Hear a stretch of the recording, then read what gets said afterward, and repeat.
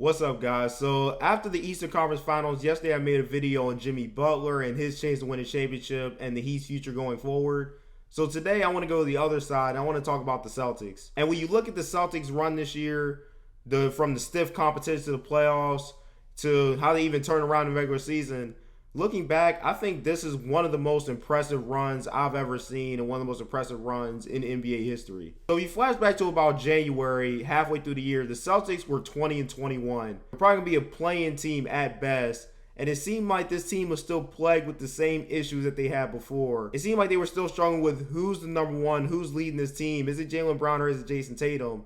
They weren't what they probably should have been defensively. And that was a big issue they had under Brad Stevens, and it seemed like under new head coach Ime Udoka, they were going to go through some similar things. But they completely turned around. The switch just flipped with this team, and they just started going off, and they finished the season 31-10, their last 41. And they ended up being the number one offensive and defensive team in all of basketball during that stretch. It seems like they figured out that Tatum was the number one on this team, and Jaylen Brown fit right in the number two role. And they both finally started to play off of each other. You had contributions from Al Horford, who seemed like he was getting back to somewhat of his old self again. Robert Williams started to emerge as a good rim protector before he got hurt. Marcus Smart won Defensive Player of the Year.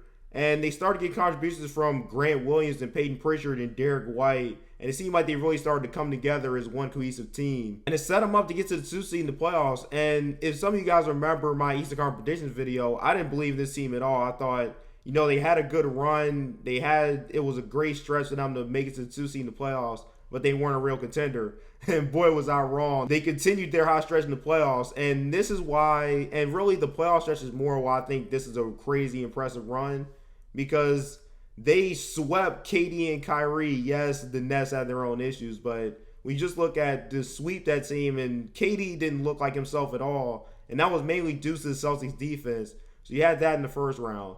Then you had the Bucks in the second round, and yes, Chris Middleton was out.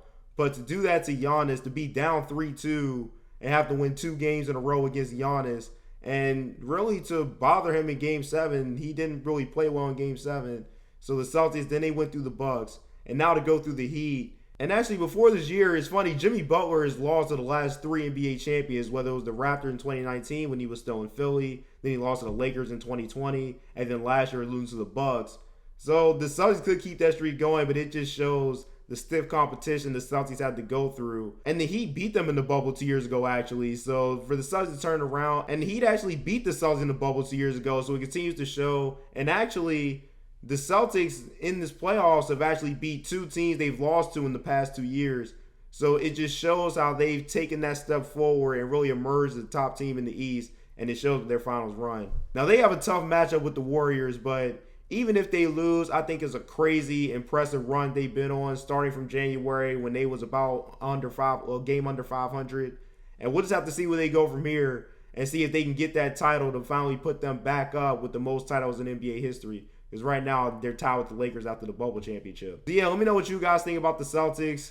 What do you guys think about the run they've been on? And who do you think is going to win the finals?